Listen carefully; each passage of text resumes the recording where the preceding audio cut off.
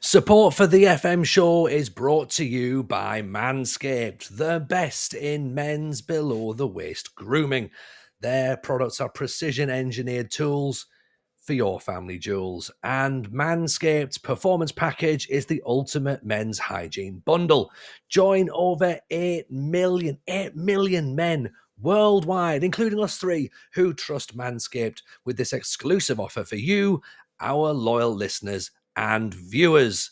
If you use the code FMSHOW at manscaped.com, you will get 20% off and free worldwide shipping. We are so excited to have Manscaped on board as a sponsor. I've been using the products for ages. They've sent us the performance package, and it includes this, the Lawnmower 4.0. Now, I am a 43-year-old man. I manscape myself. I treat this a little bit like trying to do a football pitch. So I get stripes in there. I'm doing circles. I'm doing zigzags if I feel a bit exotic. The 4.0, the Lawnmower 4.0 features a cutting-edge ceramic blade to reduce grooming accidents thanks to their advanced skin-safe technology. It's waterproof, which means no more mess on the bathroom floor, and also has a 4000K LED spotlight for a more precise shave. Yes, they sent us the performance package. I've got the whole box, which includes the Lawnmower 4.0, but also the Weed Whacker, which cuts your hair and your nose hairs as well. So we've got that. Also, that came in the box. We've got the Crop Preserver, Ball Deodorant, and we've also got the Crop Reviver, your ball toner. Also lovely, a bit of a underrated thing that comes in this box as well. The boxers are absolutely comfortable, and you also get this nice, gorgeous travel bag with it. That's exactly. It's a lovely, lovely looking, very classy looking travel bag there as well, isn't it? Now, I had never thought about you grooming my ear hair or nose hair, and I don't know if you have both been through this journey before. Obviously, as people can see and as viewers may know, viewers can see, as listeners may hear, I have a beard. Is basically what I'm trying to say here, and hair. Kind of nose hair kind of gets covered a bit, you know. You don't necessarily see, because of the hairs on your face, that there's nose hair growing as well. So that has. I didn't know I had nose hair. I'm a 43-year-old man. I know I've got nose hair. But not more. This is it, and I have used it, and it's an interesting sensation the first time using it. A little bit ticklish, but I was surprised how sort of gentle it actually was, and does feel great now. I'm sort of doing that, and then it doesn't feel something straggling out. I can lift myself up to the sky with, sort of thing. And with the ear grooming too as well. Genuinely does feel like, oh yeah, it's nice. It's sort of nice and clean around there. I'm not noticing hairs longer than my arm coming out of my nose too. So I've been very freshening yourself up, from Manscaped. Freshening yourself up, Steve. That's what it's all about. Make yourself fresh. For example, say you're sat, I don't know, playing FM for 4, 5, 6, 7, 8 hours or whatever. You stand up. If you can smell yourself, that's not pleasant, is it? So I recommend a bit of that. Get the Crop Reviver on there, spray it in there, smell lovely. It's going to be beautiful. That's what you're going to be doing. So if you want to upgrade your grooming, go to manscaped.com and get 20% off and free shipping worldwide by using the code FMSHOW. That's 20% off with free shipping at manscaped.com by using the code FMSHOW. As always, use the right tools for the job with Manscaped. Back to the episode.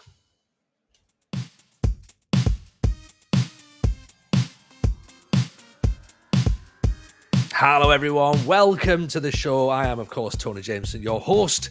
And unfortunately, as last week, Arron is still not with us, again, I'm afraid. So it will just be myself and producer Steve. Of course, we wish Arron all the best and expect him back soon. But Steve, how are you, pal?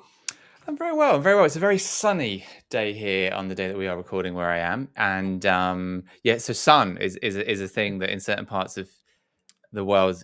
If you're looking on YouTube, Steve's just said it's very sunny. Yeah, look out! I look across to myself. It looks like I'm recording this in Mordor. It's terrible.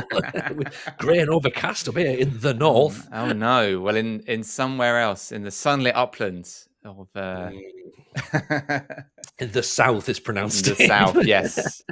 Above Watford Gap, though, so that's the north, right? Anyway, but yes, no, I'm well. I'm well. Just had a run this morning. Did a bit of get that cardio fitness exercise in the middle of the season, which we obviously don't recommend in terms of pre-season preparations. But that's real life, not Football Manager. So, no, I'm very well, and things are well in Florence as well. I was talking in the last episode too about the sort of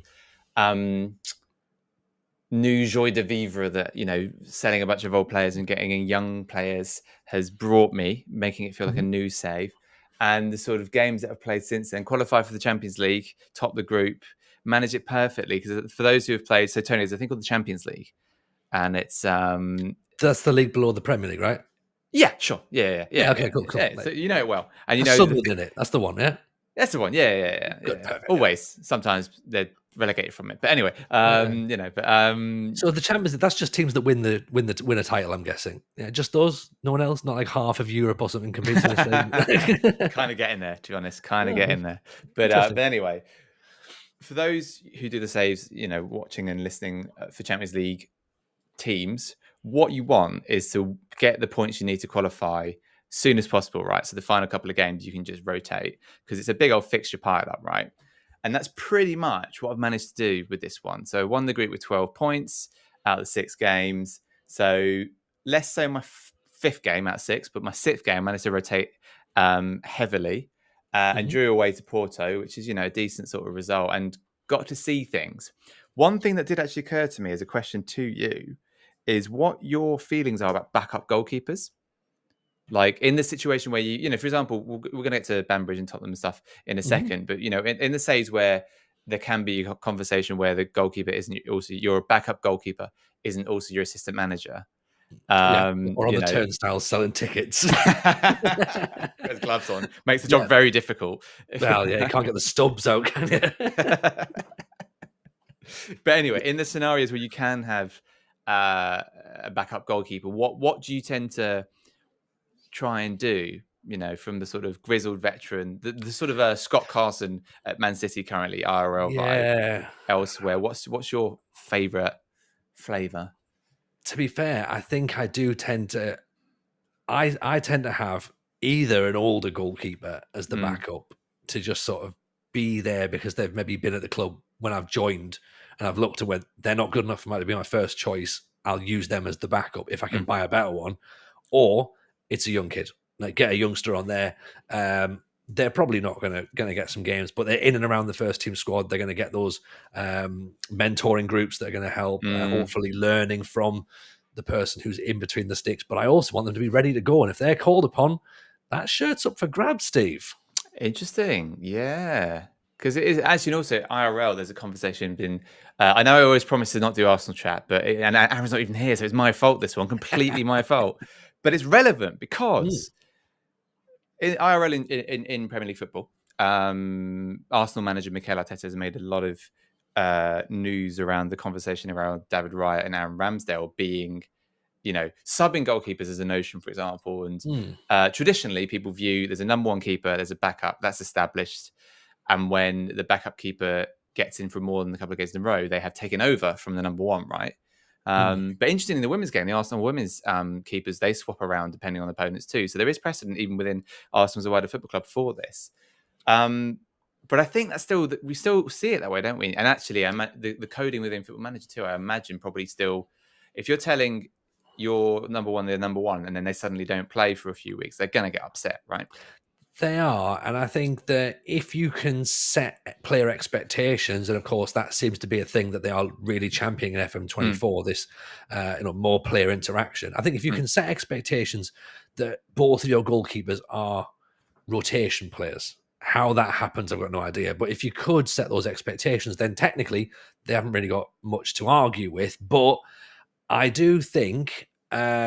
I do always have a backup goalkeeper on the bench. I know some people don't have one because the chance of a goalkeeper getting injured or sent off is unlikely / borderline impossible in some situations. But I do like to have them there just in case. One thing I have found over the course of FM23, playing the save that I've played, is I've sometimes looked at my goalkeepers and thought, I need a better goalkeeper. And I've scouted and scouted and scouted, and I've looked at the data that my goalkeeper has given me, and it shows that whoever our scouts are bringing out, we can't find a better goalkeeper than what I've got. And I've actually had that a couple of times where I'm looking going, this keeper's really bad. But then the stats of what they're doing, they're actually like in the top 2 or 3 in the league. And I'm like, but we're third bottom. How can this keeper be the third best goalkeeper in the division? And at that point, replacing him becomes really, really tricky. So I think in Football Manager, some people, there's a school of thought, particularly in FM23, that goalkeepers are irrelevant. In fact, it doesn't really matter who you've got in the sticks.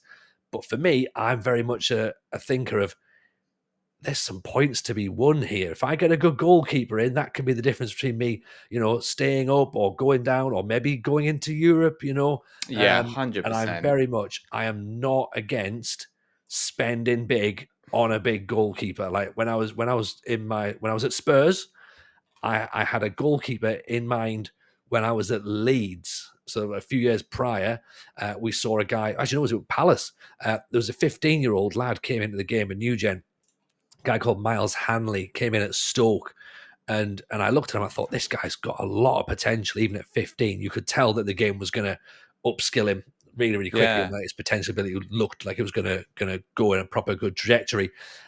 By the time we got to Spurs, we were able to sign him because Stoke got relegated. Now, I know you can argue don't sign the goalkeeper from a team who gets relegated, but statistically, he made sense to sign him. He had something like 40 caps for England by that point. He was 22, 23, and then like he was the one. Like he was absolutely the one. Like this generational goalkeeper.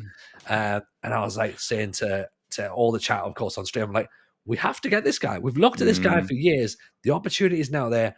We're going. And that was the moment we put him in, and it was the right choice. But I do think I do spend time looking for a good goalkeeper rather than just, he'll do.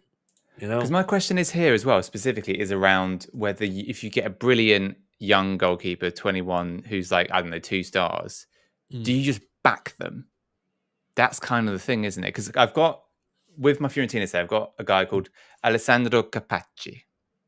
Stick him in. His name's brilliant. That's part of the battle as well. Does the name sound good?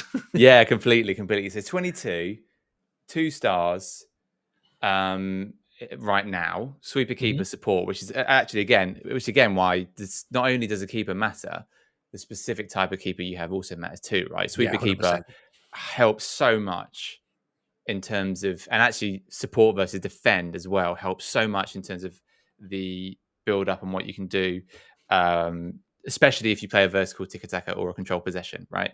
And even if you don't, even if you play a bit more direct, if you've got a player who's touch and distribution are really great, that's still going to help in terms of your Jordan Pickford style passing, for example, long diagonal. That's the thing as well. You got to look at the goalkeeper, and we're going deep diving early doors on this one. Yeah. Got to look at your goalkeeper in particular reference to how you want your team to play, because you're right. You're saying it. Sweeper keeper on defense, sweeper keeper on support. I'm not playing a sweeper keeper on support if I'm playing a direct counter-attacking system, because I don't want my goalkeeper's starting position up at the penalty spot. If we're sitting back, I don't want that. That's the wrong position for him. Basically. Yeah. Like I'm playing 5 at the back because my goalkeeper's moved up. Like I don't need that. But for me, I would then be looking. You've already hit the nail on the head. I'm not necessarily using the attribute of handling or positioning as my main attribute there. For me, if I'm a counter-attacking side, I'm looking for distribution. I'm looking for kicking. I'm looking for throwing. I'm looking for vision. Because I want to start those counterattacks quickly. And Pickford, I'm going to use your thing here, IRL. I remember watching Pickford live when he played for Sunderland, and the thing that pulled that really sort of like stood out to me was his distribution. And this was in an incredibly poor Sunderland side. Whenever he got the ball, he was pinging it out, and it was dropping to the target. And I was saying to my mate at the time, I was like, his distribution's really good. And Ramsdale, again, is the same with that. And it's replicated in game that's how you get those goalkeepers to distribute. Of course, goalkeeper roles have changed. And now you've got players like Ederson, of course, who's a sweeper keeper on attack / number 10. Players who are more comfortable with the ball at their feet. Goalkeepers like David De Gea, they're now just goalkeeper on defend. Like that role maybe isn't as prevalent in game as possible. So it does change a little bit. And what is very, very interesting is you're talking about, do you trust these 2-star players right now? Yeah. I am in that moment, Steve.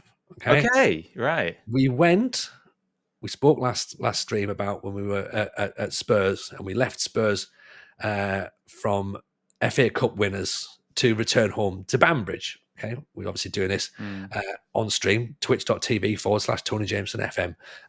By the way, if you're interested in coming to watch. And we left Tottenham having won some trophies and went back to Banbridge because we thought that would be a bit of a laugh, right? And we got back and it wasn't a laugh, Steve. It was quite hard and it was quite grim. And despite the fact that I've turned up with a bag full of trophies and experience, trying to tell players who, of course, have second jobs, this is what you do, they looked at me and just went, no, this is how I've been playing, and I'm going to continue to play this way. So you're wrong, right, Mister? I know who you are. So we've sort of like got to the end of the first season. Okay, we were expected to be relegated, so that's where we were. But we finished ninth, Steve, which is the top 10 in a 12-team league. So we're totally fine, totally fine, right? Totally fine. Highlight of the season was winning 7-1 on our third from last game against the team who relegated, having signed a player, a new gen, called, his surname was Batmaz. So, of course, we all referred to him as Batman. And whenever the ball went in the channels, we referred to it as the ball was played into the Gotham channel. So that's what we did there. And then I was sort of thinking, right, okay, do we have another season at Banbridge or do we consider moving off? And what happened, we were presented with an opportunity to stay because we had an elite, excellent, golden generation youth intake. Okay? In the championship in Northern Ireland, which is the second division, we're talking about 1-star and 2-star players. Granted, this is 1-star, 2-star players for that division. Okay? But my staff reckoned that 1, 2, 3, 4, 5, 6, 7, 8, 9, 10, 11 players had 4-star potential and 3 players had 3.5 to 4-star potential. That's the whole team, basically. Clear them all out. You were already one step ahead of me, Steve. So I will also make an apology as well. I may have accidentally posted from the FM Show Twitter account that, hey, we're going live to look at this golden generation. Well done for everyone, by the way, who interacted with that tweet. Please feel free to follow the Twitter account. What, FM Show or Tony Jameson? No, the FM Show. Follow the FM Show Twitter account, okay? Because we are doing that. We are not buying a new player for next season. We are literally playing the kids next year. They're all 1.5-star to 2-star potential, 15, 16. Why not, Steve? We've only got a couple of weeks potentially left of FM23. Why not trust the kids? You've got a 2.5-star goalkeeper going, he's the man. These guys could be it. So we're going to do that next season. Season 24 of our challenge is just going to be Banbridge Youth Centre, essentially. That's great. That in that context, 100% absolutely do trust in the kids there, because what are you going to get otherwise? A few journeyman semi-pros who are probably around that level anyway, who aren't going to. That's fun. See, the problem is, why not trust the youth? Happens when you've got 50 million quid burning a hole in your pocket. And you're just sitting there, and a wage bill that means I can buy this guy for 33-year-old goalkeeper, 4 stars he's now 4.5 stars. He's playing so well for 50 million, and making the highest paid player at the club. But one of the consequences of that, and going back to the fixture I'm talking about, is that I managed to play Alessandro Capacci, who I also played in the first 2 games of the season before the transfer window closed, and he'd played in the Coppa Italia final the previous season for me. I just didn't have enough faith, and because the opportunity to sign Jagalski back, which has been massively, completely vindicated, by the way, was there. I just didn't have enough faith, and I'm wondering, am I kind of what's the word? Inhibiting Capacci's potential growth by the fact I've not played him. And that's added to additionally too, because in my save, Juventus had Alban Lafont, who's a French goalkeeper, who was their number one best keeper in the league, won the, the stats said it, and he won the best goalkeeper award as well. He was bought by Real Madrid for 70 odd million. They didn't replace him. So I was like, hang on. I do now have the best goalkeeper in a division. But they had a guy called Ricardo Bueno, 2-star young goalkeeper, and they went with him. They're, relatively speaking, stormy. I'm looking at the data hub now. He is getting better in the basics of goalkeeping. He's in so you know how some of the scatter graphs in the data hub, you want the top right corner. Others you want the bottom right. You want your corners, basically. Yeah. So he's in the goalkeeping metrics in terms of, lots of saves most shots, fewest saves. What you want is here's a question. So this graphic is the top right-hand corner is lots of saves most shots. So that's the team who are terrible defensively. Their goalkeeper's a hero. Yeah, exactly. Right? Exactly. So they've got, bottom of the table fair. Bottom right of this graphic is save percentage is your which way is it around again? Horizontal is the X or Y, is it? Axis. Yes. Just yes. You all know the answer. Horizontal axis. Could be X, could be Y, who knows? Is save percentage. Axis, yes. The horrible axis. The vertical axis is saves per 90. Bottom right hand corner is Ricardo Bueno, Juventus' young up-and-coming goalkeeper who has the fewest saves, 89% save percentage, and makes just over one save per 90.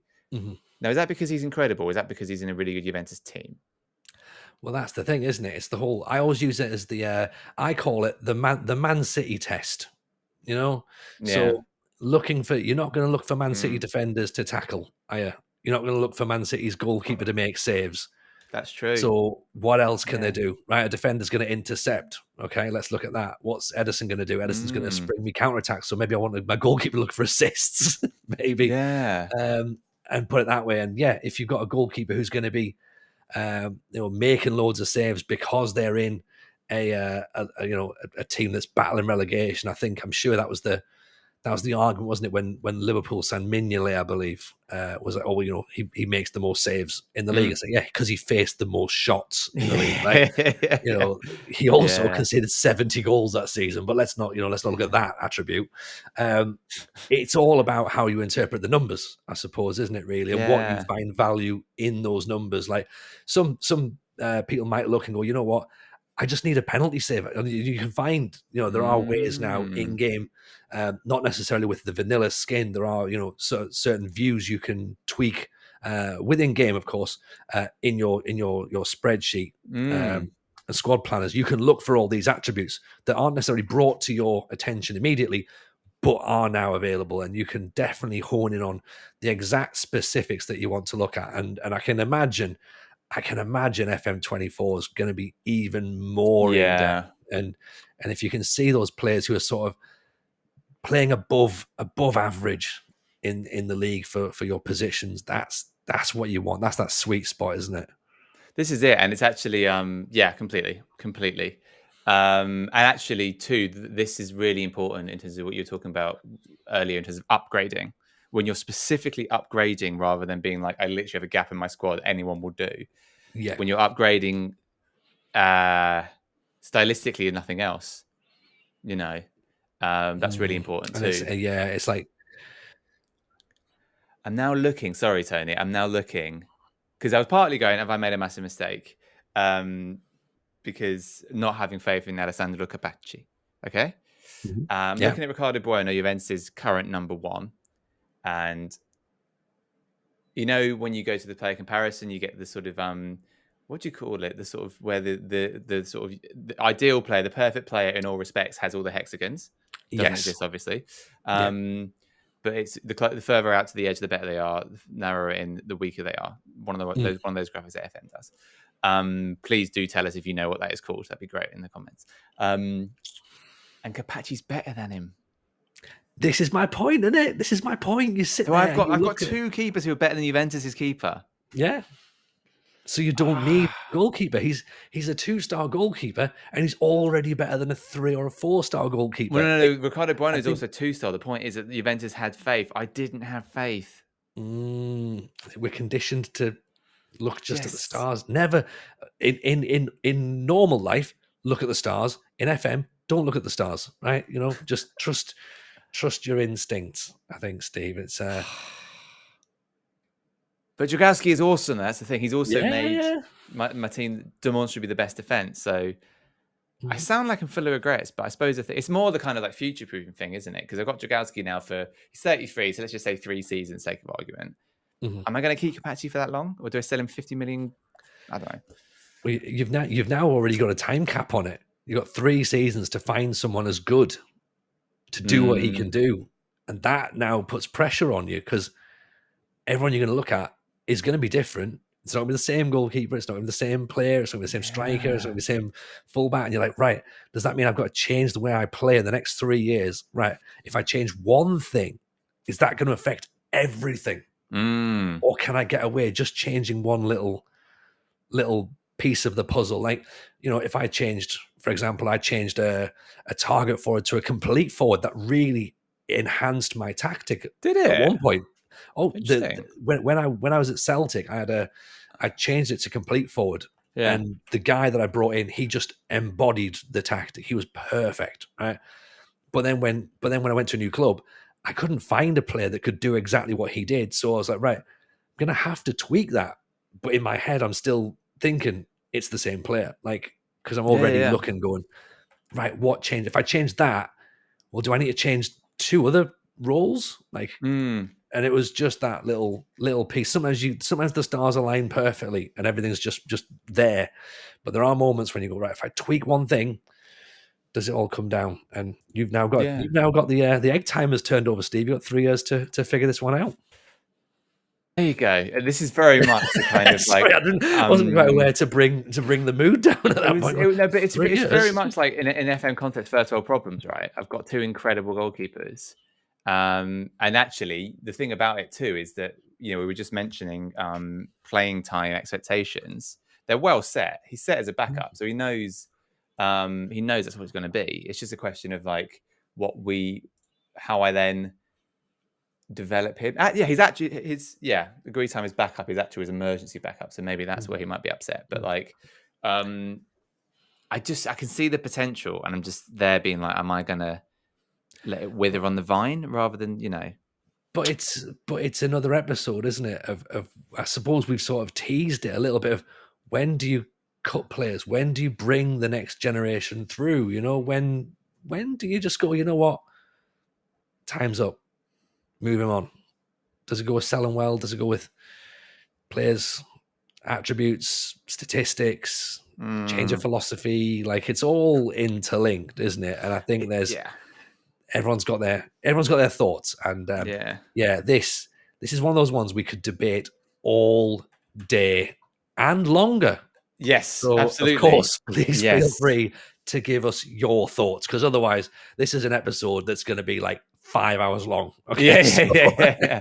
This is meant to be the intro, and that's my fault, actually. You know, a few episodes ago, I chastised Arron for the sort of, this is meant to be the punchy, catchy intro before we get to the main body of the show. Again, on me that time, because, hey, you know, the guidelines rather than rules, right? Guidelines rather than rules. Yeah. So I thought that was a really interesting conversation around goalkeepers too. So please, you know, just to sort of rub our ego, if nothing else, let us know if you agree or not in the various ways you can get in touch with us. Just like Denor has done recently. Denor was listening to the pod from yesterday, which will be an episode. Who knows? Who knows which one it was? But anyway, one of the many you can find on our various feeds. FM ethics seems to be a popular discussion point this season.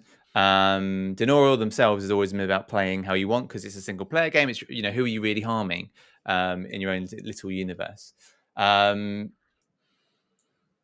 Just the fact that if your save's coming, don't brag about it or winning the title, you know, because you've save scummed. You have effectively cheated. You know, it's one thing to be like, I want this game to be happy. I'm going to save scum so I get the result I want. And then you keep it to yourself.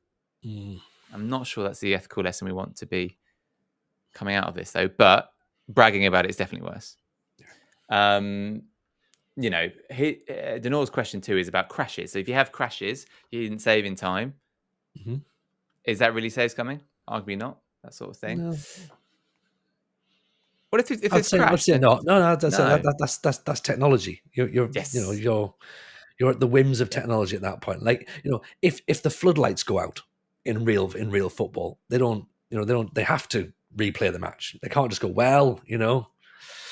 That's how it is. So yeah, exactly. We'll allow you that. Well, Daniel's point is, but good we will there, not. We will not recommend that you all unplug while you're playing. Power cut. Oh, yeah. If you go, oh no, never mind.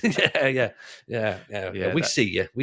Right? Yeah. So this is not a commandment, which we'll get onto in a second. But if it is a technological fault that was not caused by yourself, not a sin, not a breach of FM ethics there. But the reference point to Denor, thank you for the comment, by the way. Thanks for interacting with us on the show. Was a reference point to the 10 Commandments, which we mentioned a couple of weeks ago. Well, 2 episodes ago, FM24 was launch date and features were announced. Yeah. Arron away last episode and this one. We're going to do it when Arron's back. We're going to do the 10 FM Commandments whenever that happens. We can't nail it down to 10 as well. That's also a problem. We have many. Yes. So thank you for that, Darnor. And you were mentioning, Steve, about new things that have been announced thanks to Football Manager. Of course, every episode there are new things being announced at time of recording, I should say. The current list, according to the roadmap, relates to truer football motion, match authenticity, and positional play. The things I talk about all the time, Steve. Basically, it's been pretty good to look at. There's been tweets, there's been messages. Later in the episode, I'm going to talk to Stinger, who is a FM creator, 10,000 subscribers on YouTube, Twitch streamer as well, part of the Manager's Seat network, talking about positional play and how that's going to impact the game going forward. He's a Man City fan, so they talk a lot about the John Stones role. So that will be part of that discussion. So we'll go a bit more in depth in that in the next section. But Steve, some of this potted summary for you: the inverted fullback, the modern evolution of the role. Can you give us anything on the inverted fullback? It's so it's all interlinked, isn't it? To the so the inverted fullback rather than wingback, which I'm saying as if I knew, but you told me off camera that was the difference before. So just to there is a world, listeners, where I knew this first. Right? There is a world. Just a quick one, just while this episode's on. I hope you're enjoying it, by the way. And if you are enjoying it, please consider hitting that like button. That'd be much appreciated. It shows us who's enjoying the episodes. And also, while you're there, why not consider hitting the subscribe button as well? You'll find out exactly when all the new episodes drop, so you'll never miss a beat. That, of course, pushes us up through the YouTube algorithm. It gets us in front of more eyes. And, of course, the more the podcast grows, the better it's going to be. There's also a little space for a comment, so leave us a comment. We love reading them, and we will, of course, get back to you as well. And speaking about getting back, let's get back to the episode. So, yeah, as I may have mentioned, I can't remember if I have mentioned this before when it comes to my Fiorentina save. I do invert my wing back on it, depending on the position that I play. Sometimes I invert the left one, sometimes the right one, just depending, how I feel, what mood is, and who's fit. So, but obviously, non-inverted wing-backs and full-backs do very different things. Full-backs, subtle differences. Full-backs slightly more sort of defensive in terms of their starting position on the pitch. So what it looks like FM24 is going to do, which is really interesting, is to bring that full-back role, but to the inversion side of things. So you'll be able to sort of play so for example, the most defensive you can go on the inverted wing back is still a wing back, still pushing up further than fullback would, right, in an inverted sense. So the reason, obviously, FM24 have also announced secondarily that they're doing the inverted fullback is because it's essentially a kind of quasi-wide centre-back thing, isn't it? Moving in to be a sort of in possession of centre-back, right? Yeah. And why would they be doing that? It's because they've also got the enhanced libero, aka the John Stones role. Oh, Steve! That is. I am not excited for the John Stones role right? For those people watching on YouTube, I'm doing the inverted commas, right? I am excited for playing a libero in a 4-man defense. That's what I'm excited for, because everybody knows I've spoken about this to anybody who will listen for many, many years. I am a big fan of a 4-4-2, but I love a libero. And I keep going, have you heard of Franco Baresi? He was quite good. And I try and build everything in my head around the idea of possibly having a libero at centre-back. And the 3rd Division of Northern Ireland, we can't wait. We can't wait for a libero in 4-4-2. Amazing. I remember, right, when Ruud Gullit, well, I don't remember. I remember reading about when Ruud Gullit was at Chelsea, and they started off with him playing at centre-back. Basically, this libero on attack. And it was incredible, at the time, apparently incredible sort of thing, but it was so far beyond. Yeah, nobody knew what to do. They were 90s. Like, he's a central midfielder playing on the 6-yard box. That makes who marks him? Yeah, and he would run all the way through. And the thing is, though, where the inverted fullback is what they would have needed Chelsea back then, is because obviously Ruud Gullit would exit the space that centre back occupy, and no one would replace him. So an inverted fullback on defend does this here. But yeah, great, because obviously IRL, the game football has moved on so much so quickly. Obviously led really by what Pep Guardiola was doing at Manchester City, and that inverted. It's not the right word though, is it? They've obviously FM have gone for enhanced libero, but it's sort of basically getting one of your defenders in the back four to step into the midfield when you're in possession, to sort of give you that platform to build from. And initially it was inverted fullback, as discussed, inverted wing back. Arsenal started doing it as well too, and then City just went, actually, how about we invert the centre back, for want of a better phrase, and now FM is going to bring it in, and that's really exciting, just in terms of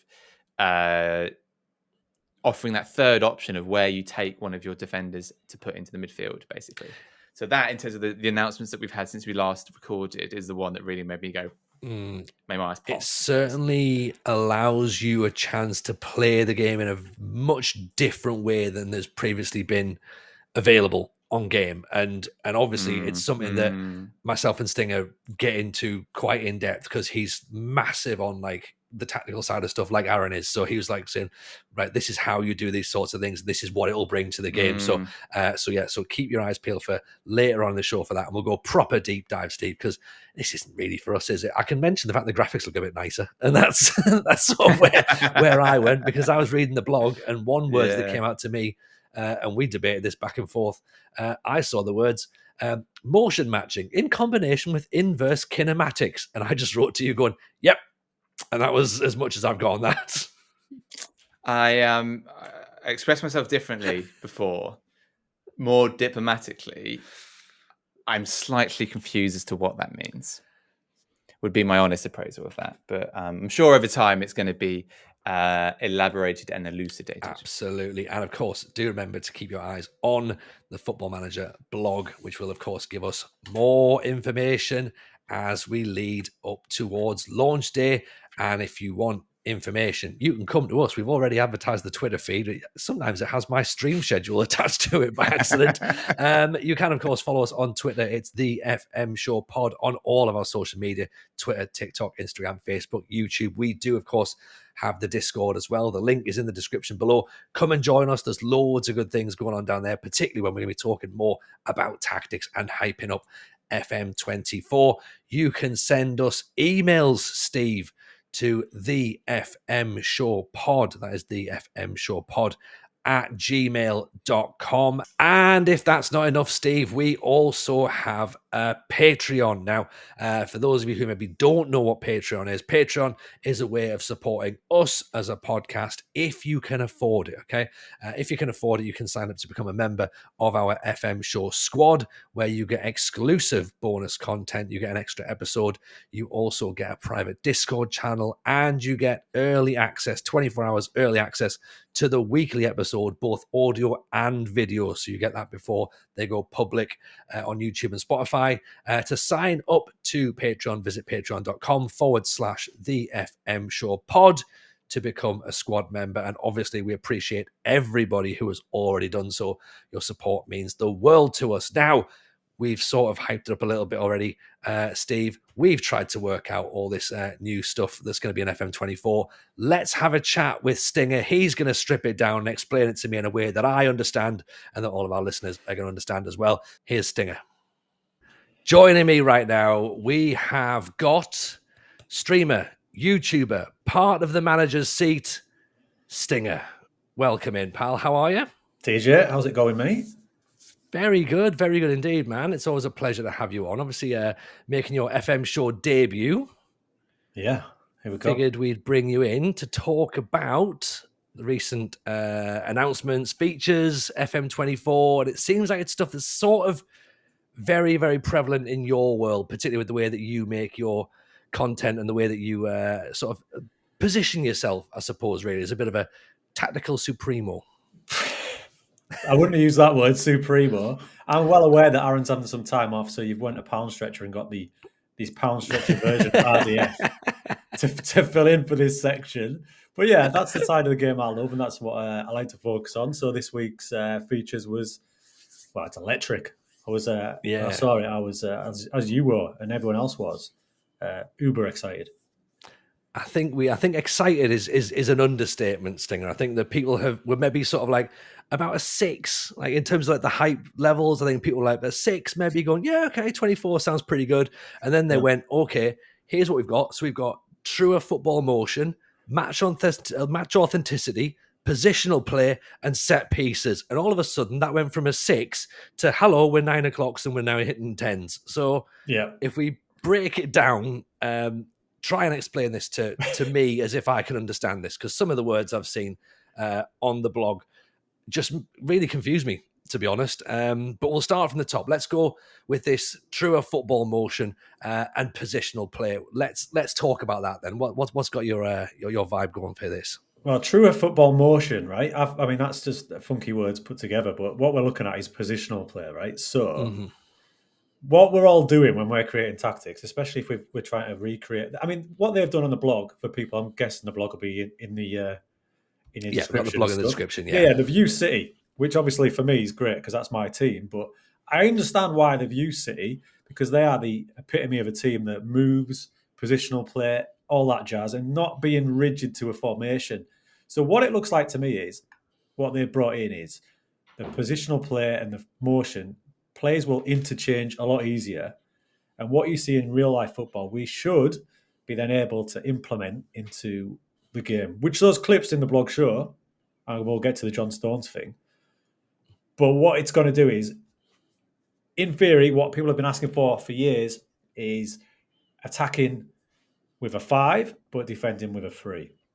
So that if you've got ideas of that, it should make all that a little bit easier, if that makes any sense. It does make sense, to be honest, and it's all about like that increased realism, isn't it? And you're right. You mentioned, the fact that looking on the videos, it's Man City, so that is the really easy visual aid that people go, oh yeah, I know how Man City play. That's fantastic. Of course, I'm playing in Division 3 in Northern Ireland. I'm probably not going to be having the same level, but I'm now not going to be as rigid with. I've got a 4-4-2, and my players are sticking as a 4-4-2. Players are going to be a lot more aware of their surroundings, yeah? Yeah, and the reason they've chosen City, like you say, everyone can relate to the players. They know who Rodri is, they know who John Stones is, Walker. They're not just going to pluck a random team from elsewhere. You can see everyone's been talking about the way Pep plays, and they've just shown you that's the way you can do it. So you're right, but you can implement this wherever you're playing. So that's what should excite everybody.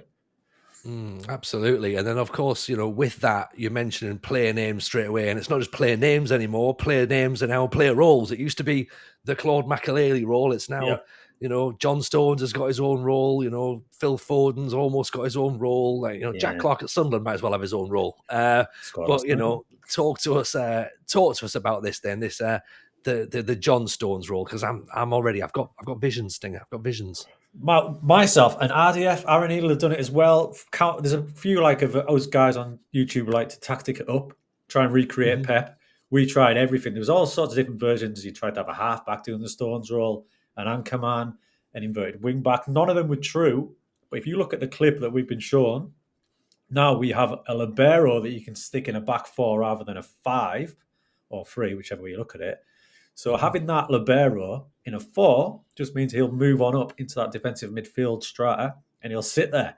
So he'll move up and then he'll move back rather than a half-back, which starts higher up and then moves back. So it was kind of the opposite of what we wanted. But now, with this, I mean, what it is, you call it John Stones role, it's basically they've given us a libero in a back 4, which for loads of us is going to be great. And it could also ensue absolute carnage. In a bad way. That's what it's all about. No, in a bad way? Do you reckon a bad way? You've got a libero in a back 4. What can possibly go wrong, Stinger? Well, come on. If you stick a libero in a back 4 and then have a couple of like wing backs on attack and then just forget about everything else, that one centre back better be Paolo Maldini. He's all I'm saying. Exactly. He's got a job on. Because this is the thing. Instantly, as soon as they went libero in a back 4, went AC Milan replication from the 90s. It's coming. It's coming. Ajax as well, yeah. Oh, and how do I implement this in non-league football? Can I, Stinger? Can I do it? Well, I don't think you should, but you can, is the answer. It'd be like this, right? So I put this tweet out saying, I'm hoping that this edges us closer to getting rid of the perfect tactic where you download and plug it in. That might sound harsh, but I don't like doing that. So if you try and plug this in and your libero is Eliakim Mangala, I think you're going to have a problem. Because he's not going to be the type of player that you need to use. It's got to be basically a midfielder as a centre-back, like John Stones is. He can play in midfield. So this progression in the game, for me, eases us towards having to get the right tactic for your squad and not just plugging one in, which I think is exciting. Some people might not like that, but I think it's great. No, I agree completely with you. And I think I've found that a bit more in FM23 than previous versions anyway. Like even when we're doing my save, these long-term saves, I get a tactic that's perfect for one side. I can't then just plug it into my next team because the tactic is built with specific players in mind and specific attributes that the next team just don't have. So I'm not going with that, right, one size fits all. Download, super awesome win tactic, in it goes, and it just works with everyone. Like, I think you're right. This is now very much, you are going to have to be more aware of your own surroundings and what you've got. And granted, first couple of weeks, everyone might well just start clicking buttons, go, we all need an inverted fullback. Exactly. But there might only be about 3 or 4 teams where an inverted fullback is going to be as effective as it's meant to be. Exactly. Everyone's going to want to try it. It's natural. It's like when the wide centre-back came out. Yeah. Everyone tried that and quickly realised, I have no idea what this does. Yeah, everyone's going to try the inverted fullback because it's new and shiny and we want to try it, but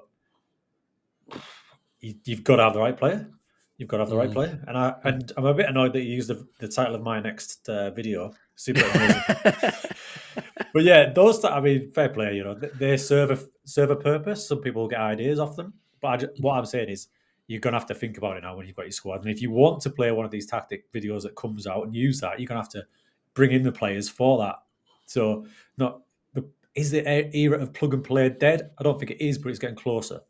I think you've made a really, really valid point there about use these tactics as a guide. Put it in and go, right, play it for a few matches, play it in pre-season and go, right, you know what? Something's not working. And then go, what's not working? Because the shape might be right. The team instructions might be right. Yeah. You might have the wrong players. You might have a wrong role possibly. Yeah. And use it rather than going, this is going to be, plug it in and I'm going to get the same results. Because you're not going to get the same results from Rochdale and Man City. You nailed it there. You nailed it there. The role is probably the key one. The shape you can probably use. But it's like if you've got basically an inverted fullback, you're going to look at a defensive midfielder who can play fullback. That's your ideal version, whether you retrain or whatever. So a traditional fullback, let me think of someone. A Gary Neville, he would have no chance in that role. He hasn't got the awareness, the passing, the first touch. So you need someone like a Cancelo, who probably would be the wing-back version of the fullback. A Kyle Walker they've used as an example. I don't actually agree with that. He played that role maybe 2-3 times for City last year. It was more the Akanji role, but you need someone who can play the ball. So if you get a formation, it's a 4-2-3-1 with an inverted fullback, and it's not working, flip it back to a fullback, But you can still, obviously, there's still a place for these type of tactics you can use, of course. And it just creates far more possibilities as well. And now those possibilities just keep expanding. The more variables you get. So of course we're looking there then. So we've got potentially, the libero at the back. We've got the inverted fullback. Yep. We've then got, players moving, being a bit more smart on the ball, coming short, creating space. So intelligence seems to be a bit of a thing that we all need to start looking out for as well. Yeah, that's linked with your positional play. So the example they've used is quite cool. I broke this down, cheap plug, on a quick video. Basically, what they're saying, they've used a 4-2-3-1. So with an advanced playmaker in that number 10 role, the number 10 role that me and you will love, being men of a certain age. Think of Roberto Baggio, kind of a drop-off striker, but one closer to number 2, bit like Bergkamp, if you like. Bergkamp. Mm-hmm. So in that number 10 role, when a attacking midfielder will come up near him, he won't just rigidly stick to that central position. He'll move over, allowing the space to that central midfielder. And also outside of him, in this example, they've got inside forward, inverted winger. They will stay wider if, for example, a Mazzala comes into their zone. They won't stick to each other and get in each other's way. It'll create more space for him. And we saw that in the examples they used in the little clips on the blog, which I think they've done really well this year, by the way, as a side point. I think the blogs this year, the feature reveals have been superb. So, like you said, greater intelligence leading to better positional play. What is not to love about that? Do you think we're getting a little bit closer to in possession and out of possession tactics? I know a load of people, again, people of a certain age, remember former versions of the game where you're in possession and out of possession. Is this now coming closer towards that without explicitly saying it? Without seeing it and getting my hands on it, yeah. It's there. I think it's there. I mean, when you see the examples of the Walker role tucking in, so what they've got, the inverted fullback tucking in, and the opposite fullback basically pushing onto like a left midfield position. So your Walker role then brings in a back three. So there you are, attacking with a three at the back. And then when they lose the ball, that inverted fullback will drop back into right back. So you're defending with a 4. Because you can't visually see it, people think you haven't actually got it. So there's not like a template saying, this is your formation in and this is your formation out. But once you watch it in match, which is another key point, you watch it in match, you'll see it happening. Yeah, absolutely. And that's the thing. It's like, look at it, watch it. We're Stinger and Arron, we're always going to recommend as well. If you try something brand new, 2D it. See that pitch, see the movements, see how it goes. It sounds a shame to say look at it 2D when they also have said, oh yeah, by the way, the match animations and the graphics themselves look so much better than FM23 as well. I want to bring some up if you don't mind, Teach. I do want to bring some up on the graphics. Mm-hmm. Now, whisper it quietly, but I have been playing a bit of FC24, right? I apologise. Yeah, I know. It's that down time of year. It's that down time of year where I take a break from FM and I try this absolute shower. But there's not a massive difference anymore. Once you get close and you see the highlight and the goals go in, they use all these funky angles, fair play. But when you look at that FM now and you look at the in-game EAFC, yes, it's better, but it's not massive anymore. I don't even think that's an issue. And like you say, I don't care. Now, you bring up 2D to check out your tactics and how it shapes and all that. Valid. You can also look at the higher, I can't off the top of my head remember the bird's eye camera, isn't it? Director, or I quite like to use sideline and zoom out a bit. Mm-hmm. But what I would recommend, and I think this year, especially early on, people will do this, is drop away from key highlights completely. Get yourself on comprehensive, because then you will see everything going on. And now it takes longer, of course it does. But if you want to fully understand what movement is happening and what changes are going on, flipping it to comprehensive highlights, even for your first, 5 to 10 matches, you're going to get a bigger understanding rather than just sitting back, waiting for 4 key highlights a match and then wondering what's going on. So I think the change to comprehensive highlights, extended even, but I definitely make comprehensive. I think if you want a successful tactic to build, especially that first 10 matches, that's a big change that you should do, and you'll see the beauty of these changes in full effect. I think that's a brilliant piece of advice, to be honest. Like, for anybody, no matter whether you've been playing the game for 1 year or 30 years, definitely if you're changing something, see as much of it as you can. Otherwise, as you say, you're making judgments on, oh wait, we've conceded a goal, great, but why? Like, that's always what you want to do. Why have you conceded that goal? What can you change in order to stop that? And with that, though, Stinger, one thing you're saying about zooming out, seeing the whole pitch, we can now see set pieces differently, and that has got everyone really excited. People have been shouting out for a set piece creator for years. I've been banging the drum going, even just like a Madden style playbook where I could just click a load of potential set pieces and do that. I'm not saying I needed a creator per se. Yeah. But SI went, here, have a creator. Yeah. And this could be the game changer, right? It's huge. I haven't seen Twitter light up in a positive manner like it did probably the last 2 feature reveals, but specifically, was it yesterday? I don't even know now. Yeah, it was time of recording. It was yesterday, Yeah, so the set piece one just went off. And if you look through that blog, you'll see the first graphic you see is the coach's debut. So you've got a set piece coach. So not only is it completely ramped up and revamped, but if you are specifically lazy, you've got someone who's going to do it for you. Mm-hmm. Now, don't just get a set piece coach that's just fell out of McDonald's, because he's going to set everything up for you. Your marking, your attacking options, everything. He can do it for you. So that is a big change, because I know a lot of people don't even want to get involved with set pieces, despite the crow for it. But after that, not only can you move players around more freely, they're going to have different roles. You can stack up the near post, not just one on the near post. Now it'll prioritise. That change, I mean, you could get lost in that for a couple of hours. So when you're planning your tactic, bear in mind, if you want to plan your set pieces as well, that's going to take a good while as well. Well, this is the thing. Like you say there about plug and play tactics, this could be the death of plug and play. It is definitely the death of plug and play set players, because even if you download this from somewhere, it's going to be, again, so specific to the types of players you've got, because you're looking at, and again, people who are brand new to the game, we've obviously got quite a wide variety of people who listen to the show. Like there might be people who, like yourself, this, as soon as I heard that, like, oh, this is going to be amazing. I'm going to create all these different styles of routines and set piece takers. I'm going to in swing, out swing, float, drive. But there's some people who go, can someone else do this for me? And that's a completely valid argument as well. But we talk about, in this game, marginal gains, and this could be it, Stinger. Imagine it's the Champions League final. You get a corner. You've executed that corner perfectly, and you win the Champions League. Imagine the emotion of that, though. Exactly. Rather than just saying, near post, get your head on that, son, you can now tweak it that a little bit more. I mean, it can be a huge part of your tactic, and one I'd recommend that you do get involved with yourself. Now, what they're also saying is, I don't know if you've seen this, your set piece coach can do it all for you, but then you can override bits of it. So you don't have to override all of it. You can just say, right, I don't want that player there. I'll just nudge him there. Or you can just change the delivery.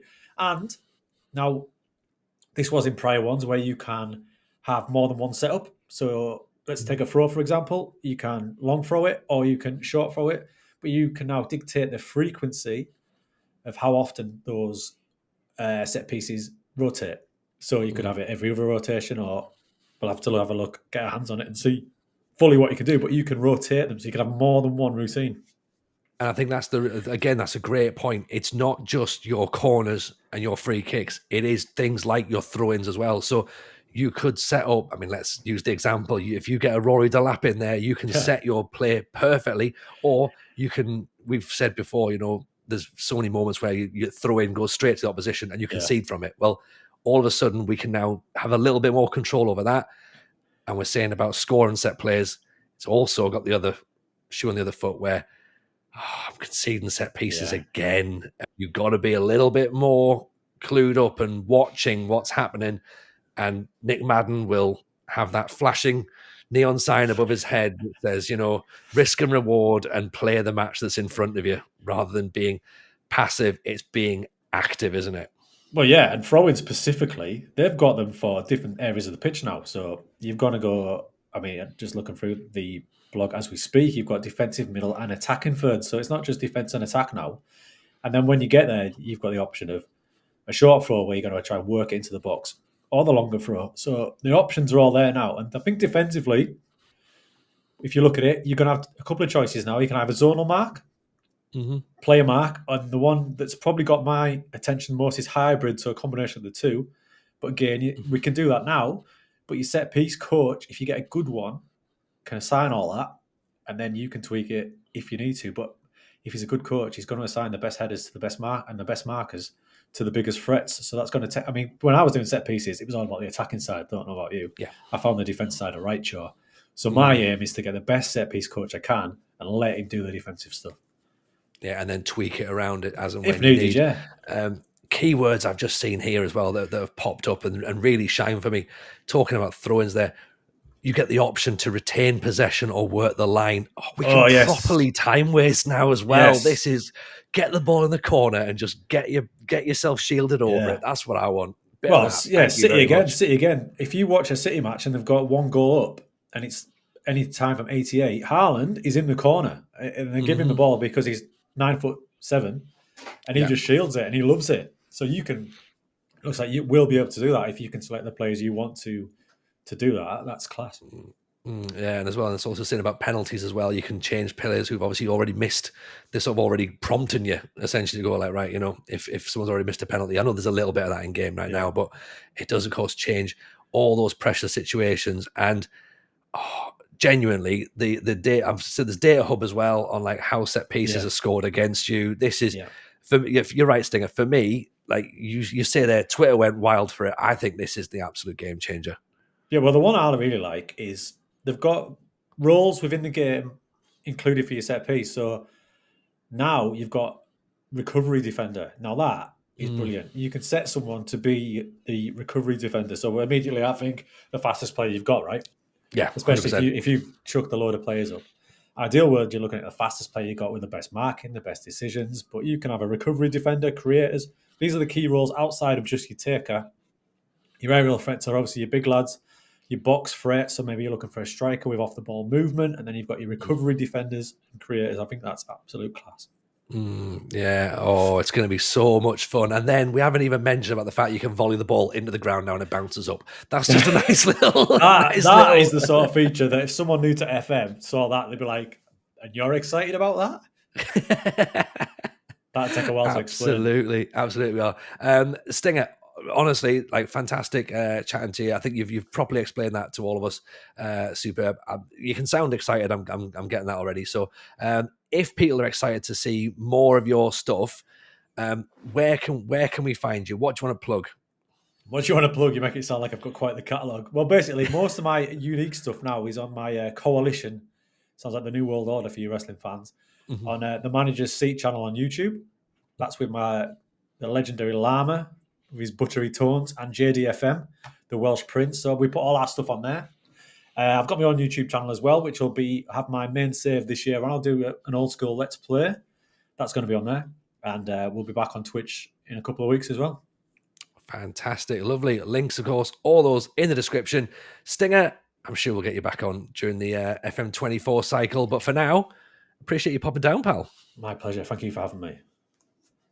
We've got a live show coming up on Monday, the 6th of November in Nottingham at the Canal House. It's part of the Nottingham Comedy Festival. If you're interested in coming to see the FM show live, seeing myself, seeing producer Steve, seeing RDF Tactics in person, then there's a ticket link in the description below. The tickets are priced at £5. Come and see the show. Come and hang out afterwards. We'll do a bit of a meet and greet. We'll do a bit of a chat. We'll talk FM. Bring your stories. Bring Matt Doherty if you can. But yeah, Monday the 6th of November, the Canal House in Nottingham, £5. Ticket link in the description below. Get your tickets. Come and hang out. It's going to be fantastic. Right, there we go. Hope you all enjoyed that. Hope it's all a little bit clearer, Steve. Obviously, while I was having that conversation, you were in the mailbag. Correspondence time. Literally in it. It's like, I can't describe to you how big it is. It's like, like a sort of soft play area. You're a kid, you're rumbling around, that sort of thing. Those swings that you go along, unbelievable expense, but worth it, I think. The business expense, we've written it off. It's perfectly justifiable. Now we've talked about it. You said it was a stupid idea at the time. And I was like, no, put it on, it'll be fine. But as discussed, my knowledge of finances when it comes to Football Manager specifically, maybe not the best, considering I had sort of get my wage bill so bloated that I then have to fire sale half my squad every so often just to get back to some sort of equilibrium. Anyway, inside the mailbag, we've got your correspondence from all the places that Tony has mentioned on the show before. Now, this is in reference to our first guest of the new era, the guest from our last episode, second yellow card. And he was talking in great detail with great insight with regard to his various saves, build a nation, second nationality, World Cup winning, that sort of stuff. Super interesting stuff. So check him out online if you haven't already. Grizzywald is reacting to that. He obviously pays the toll. Excellent show, guys. Thank you very much, Grizzywald. You may enter. Especially delighted at Tony for picking the brains of a Build a Nation maestro in preparation for FM24. Matt's that second yellow card, aka Matt. Is also one of my favourite unmissable Twitch streamers. And I hope he's given you food for thought for all the plates you'll have to spin in Greece, Tony. Yeah, right. Yeah, we mentioned it a little bit on the last show that next, so FM24, I am going to be trying to build a nation because I think I'm the sort of person to bring a nation together, Steve. And I picked Greece. I did pick Greece, and I'm definitely doing it because, and again, this is more for the YouTube viewers than for those on the audio feed. I bought a Greece shirt, so it's definitely happening. It's definitely happening. So we will, of course, keep you all up to date with that when FM24 launches, so you can hear about me building Greece, because I'm sure the Greeks are now delighted that I will be in charge. We got to deal with enough. Yeah, haven't we suffered enough, Tony? We don't need you here as well. But yes, I definitely did get some great insight there. And if you haven't built a nation before, go back, listen to last week's episode with second yellow card. And of course, as FM24 comes out, we'll be doing more stuff, save specific things. So there might be another episode with a bit more info as to what to do. We also had a response from Bearded Child regarding a question that was raised that I tried to answer, Steve. Well, it was the question that Metallamuse asked about, when you go to the squad planner and you can see all the different levels with regards to the league, are your players exact jumping compared to everyone else in the league? Are they exact strength compared to everyone in the league? And I said, well, possibly, but I think because I play with attribute masking, maybe there's an air of it's not exact to the 0.01 decimal placing of accuracy. Beta Child has replied to us on YouTube saying attribute masking is so that you can see the attributes, but your coaches wouldn't. That's how they understand it. So therefore it unlocks your knowledge, but you would still have to use staff to collate data within a league so that they could use their attributes to get it. So they don't think that would change. So essentially, we still don't know is the official answer. But I love the theories trying to find it out. If anyone actually does know, please feel free to fire more potential answers our way, because I don't know is the official answer. I was thinking, I hope Tony has understood something here that I've not missed, because I have I did not. Thanks very much for getting in touch, Bearded Child, and thanks for. I understand what you said, but it still doesn't necessarily mean that we're any closer to an answer. But there you go. I think we're closer, but in a much more real sense, we're still just as far away. I suppose actually Bearded Child's point though, in respects to using the staff have to collect the data within the league, so they would use their attributes to get the data rather than yours. So there's a weird situation if what Bearded Child says is true, that you can see beyond their power and they tell you one thing, but you're like, but I know already, so what's the point of I quite like the idea of that. So if you're sat in a meeting room shouting at your coaches going, we're definitely stronger, I know it. Why do you not know it? Yeah. It's your job to know. It's not my job to know. Either way though, what it does emphasize, another episode we'll do at some point, is getting the best staff you can, because you'll see stuff through their lens. Oh, that's a beautiful way to end the show, isn't it? That's like, it's almost poetry. I love that. And if you want to send us poetry, if you want to send us correspondence, please do. Please send us poetry. It would absolutely. Shall I compare thee to a target forward on support?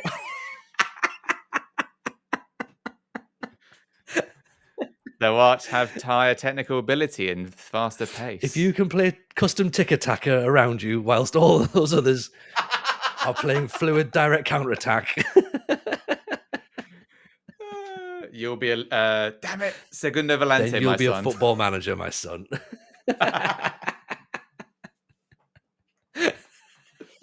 Oh wow, that was. It's very rare we see the clip happen live, isn't it? But I feel that's the one that's going to be on social media next week. So probably, yeah. If you wish to send us correspondence, please do so. Email us to the FM Show Pod. That is the FM Show Pod at gmail.com. And of course, remember to follow the podcast by searching the FM Show wherever you get your podcasts. And it's the FM Show Pod on all social media. And the Discord link is in the description below.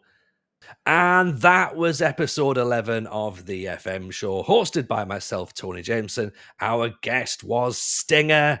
Our producer is producer Steve Hankey. And of course, take care of yourselves. Stay safe. We will see you all next time.